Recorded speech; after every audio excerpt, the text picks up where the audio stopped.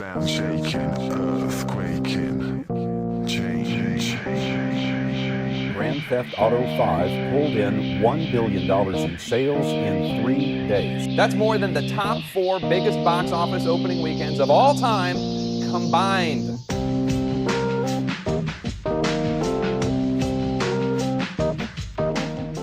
GTA. Everyone knows GTA. Everyone knows its controversies, its highs, its lows. Hell, even my grandma, who thinks the people on TV are trapped inside, knows about GTA.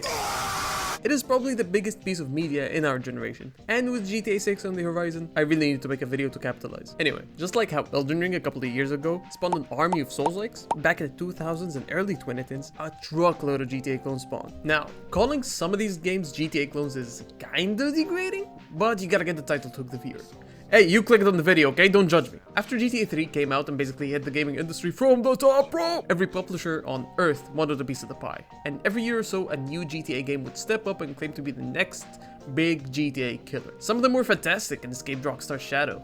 Some of them could not live up to the hype and died a painful, slow death. So, in the name of being a true gamer, and my rapidly declining sanity, and the fact that I don't have a good enough PC to run GTA 6, I went back and played a bunch of GTA's biggest challengers. We're talking cops. Sir, get down! Sir, get down!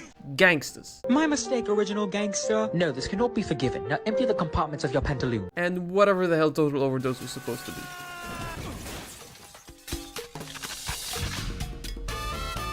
Gentlemen, I'm gonna make you an offer you can't refuse.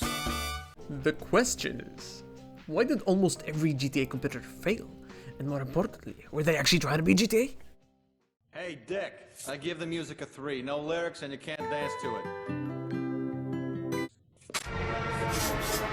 Prior to making this video, I had never played a true crime game before, and quite frankly, it is one of the weirdest, most unhinged experiences I have had. It's one of the first GTA competitors, the first game released in 2003, 2 years after the success of GTA 3. First of all, this game just feels like a 2000s action flick, full of corny one-liners.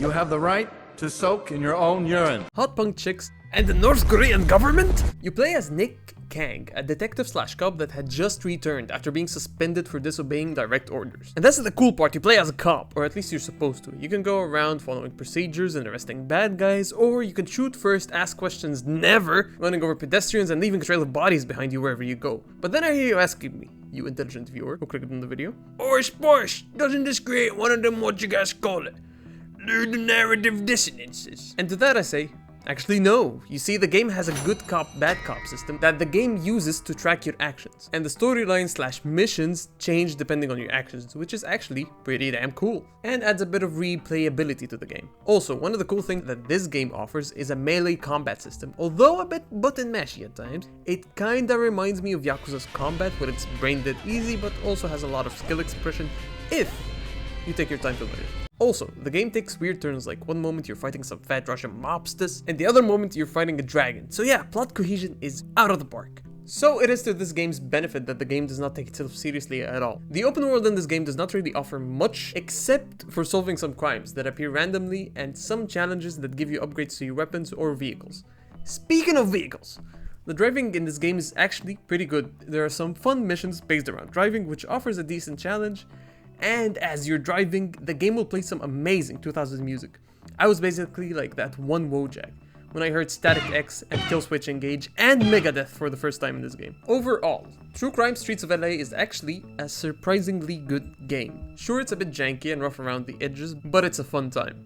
Sure, GTA 3 and Vice City are way better than this game, but in my opinion, Streets of LA feels like a proof of concept rather than a full game. And for a brief moment, it genuinely looked like Activision might have found a formula that could compete with Rockstar. And then came True Crime New York City. A sequel that was bigger, darker, and more ambitious. And unfortunately, the beginning of the end. I genuinely have no idea why this game failed, financially and critically. It innovated a lot on the previous game, and the controls and gameplay is a major improvement. While the story is not as silly as the first game, it's an overall better story with better pacing and a more sympathetic main character that I found myself rooting for. The good cop, bad cop system is still present, and on top of it, New York City is well realized and is a very fun city to explore compared to LA. 3 years before GTA 4's New York. Or sorry, Liberty City.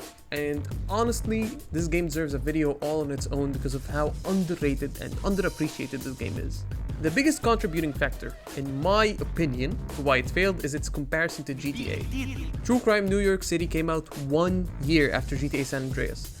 That is still, to this day, considered one of the best games of all time. And that was basically the end for the True Crime series, as Activision just simply could not keep up with Rockstar, as they just kept raising the bar higher and higher with each release, and therefore the True Crime series died.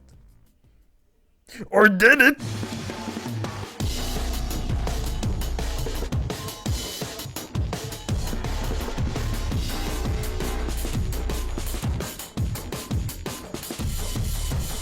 Now let me tell you something, brother! Sleeping Dogs originally started as True Crime Hong Kong, but Activision cancelled the project and gave up on the series, and Square Enix came and brought the rights to publish the game, but did not buy the True Crime trademark. I don't really know how it works.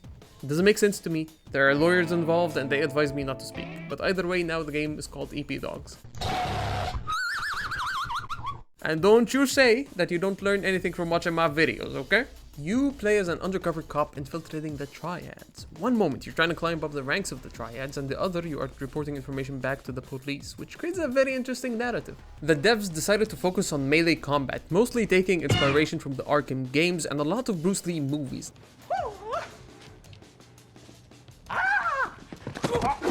And as we know, the GTA games are not known for their exquisite melee combat. And yes, my GTA character is Leon Kennedy. While driving and shooting exists and is genuinely pretty damn good, I honestly forgot all about him and was too busy roundhouse kicking gangsters and throwing them into air conditioning units. Every fight feels brutal and oh my lord, the environmental takedowns are so gruesome and over the top they make my brain release all the funny chemicals to make me happy. Which probably means I should go see a therapist. And with this game's success critically and financially, you would think we would get a sequel, no? No! Square Enix considers this game a financial failure somehow. The second game was going to have co-op campaigns! Imagine the amount of fun this could have been! Oh well, this is truly the worst timeline. I feel so depressed, I think I'm gonna go for a drive.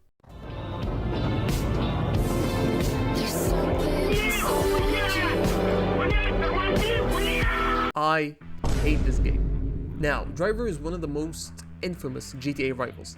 Atari, yes that Atari, saw the success of GTA series and was like, hey, don't we own the Driver thing? Let's turn it into a GTA. For those who don't know, the Driver games were all about Hollywood-style car chases. It's kind of like the movie Baby Driver. In the Driver games, you were always in the driver's seat, never leaving it.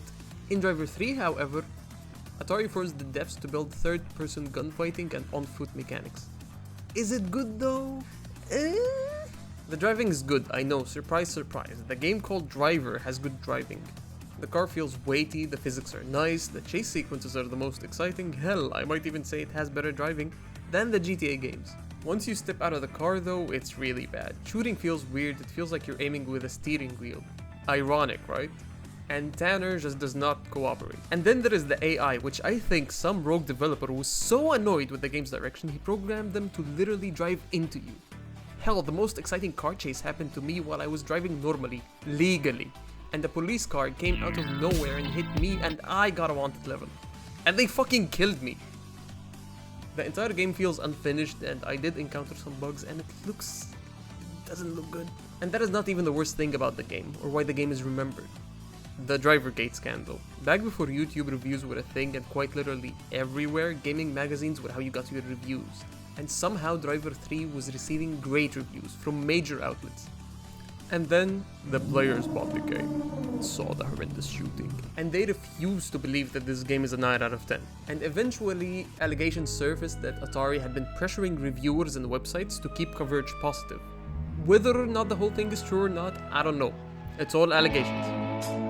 But what I do know is that Driver 3 would have been a good game if Atari hadn't rushed Reflections Interactive so they can release the game by June 2004, just so they would not compete with San Andreas, which released in October 2004. What the fuck? My proof for this is the sequel, Driver Parallel Lines. which is actually a pretty good game with some really nice ideas. The driving as always is great, and the shooting and on-foot sections are actually good.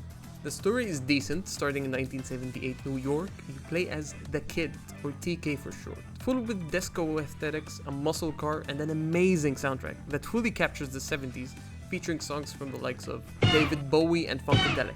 And then after you get double-crossed and framed for the murder, you get sent for prison for 28 years. Then you get released in 2006 and the city is completely different. The cars are sleeker, the color palette shifts from warm colors to cold colors, the music matches the year with hip-hop and alt-rock songs. One cool detail is that in 1978 you can see the Twin Towers, and in 2006... Hey! The vehicle customization is amazing and the wanted system was actually better than GTA's. You had player heat and vehicle heat. If you commit a crime and the cops see your car, you can jump into an alleyway and walk away as they are looking for your car, not you. As for player heat, the cops will shoot you on sight regardless to whatever you are driving. However, sadly parallel lines failed because players just didn't trust the IP anymore due to how bad Driver 3 was. Oh yeah, before I finish this section, my favorite thing to come out of the GTA vs Drival rivalry, that was a lot of ours, was not even the games. It's the constant jabs between the two companies. In GTA 3 there is a mission called Two-Face Tanner, where you have to kill said Tanner, and the game even says he's useless out of his car. In GTA San Andreas, in one of OG Loke's missions, you can sneak by a guard that is playing a game, and he says this. Sucks! I mean, how can refractions mess up so bad? Tanner, you suck ass! And in Driver 3 there is an NPC named Temi Vermicelli who wears floaties, because ha ha, Tommy Vercetti can't swim. So then I hear you asking me, you lovely viewer, so what, every single game inspired by GTA is bound to die? We should just never try and compete with them? And to that I say, viewer, calm down. Let me say what I have to say first. Being inspired by a game or even making a clone is not a sin. For if we do not have competition, we will not innovate. Damn, I'm so philosophy type shit. I'll be thinking and shit. For you to make a successful competitor, you do not shy away from your biggest competitor. But you also have to make a clear identity for yourself. And there is no better example on a game with a more distinct identity than GTA Mexico!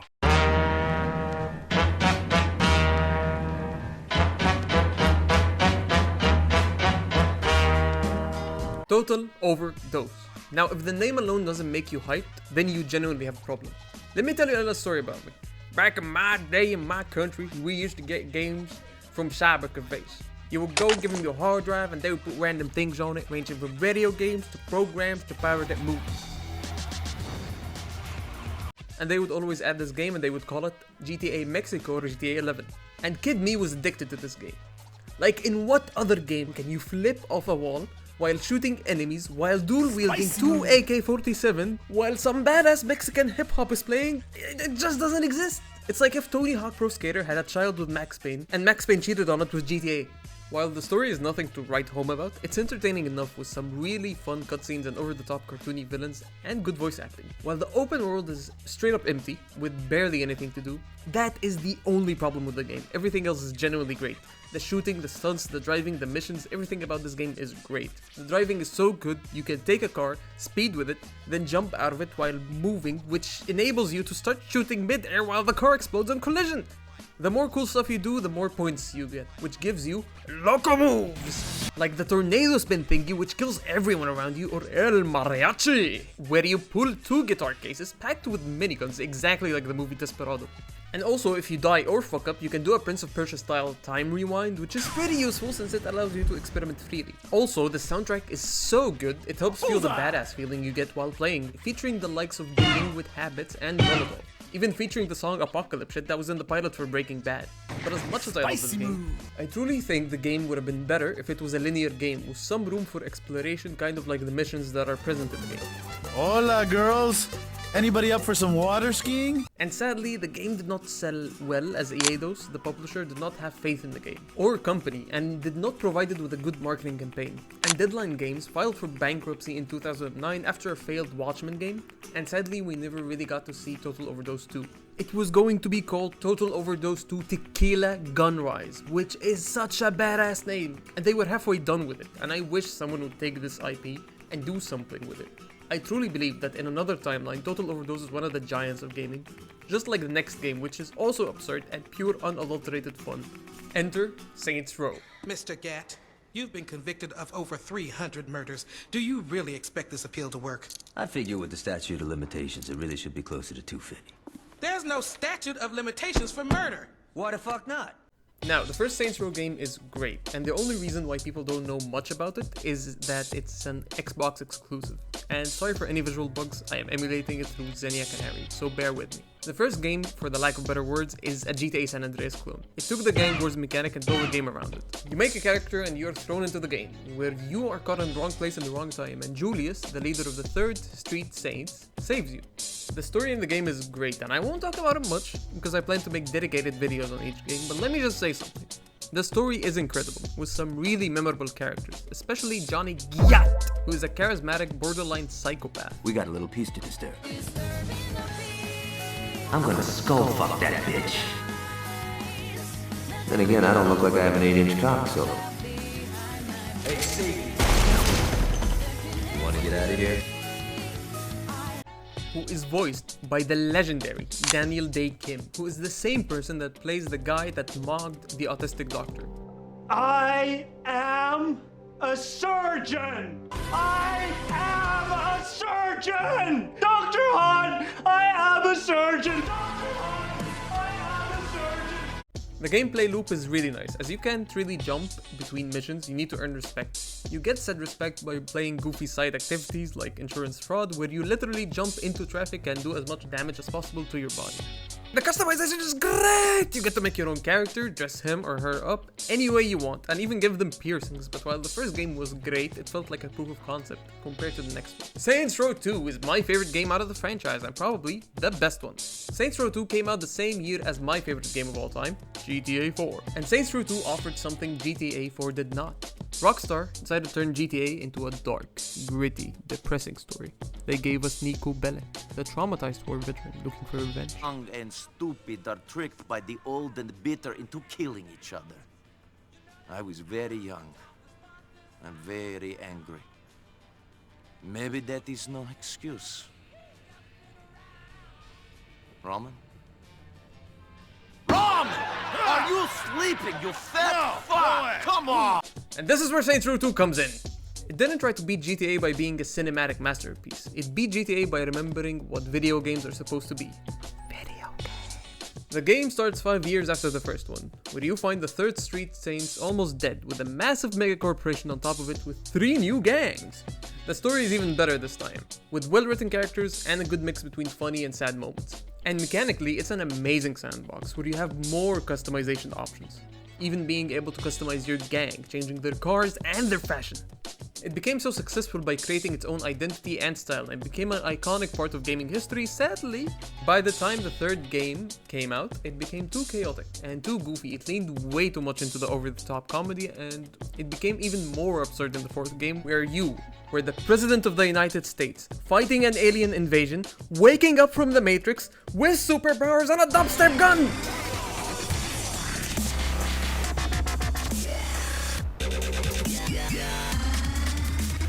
And don't even get me started on the reboot!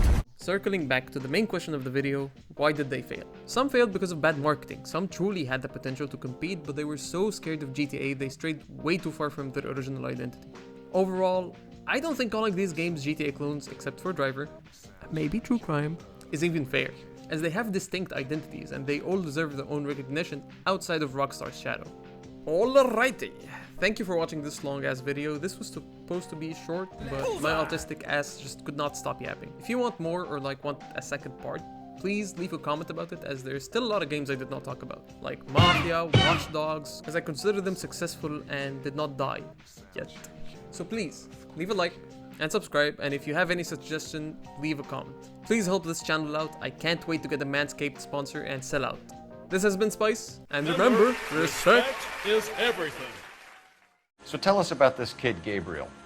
You had a run-in with him? Mecánico. A presumptuous young man who did not know his place. He presumed to ask me questions. You fuck young boys, Valdez. Are you a madman?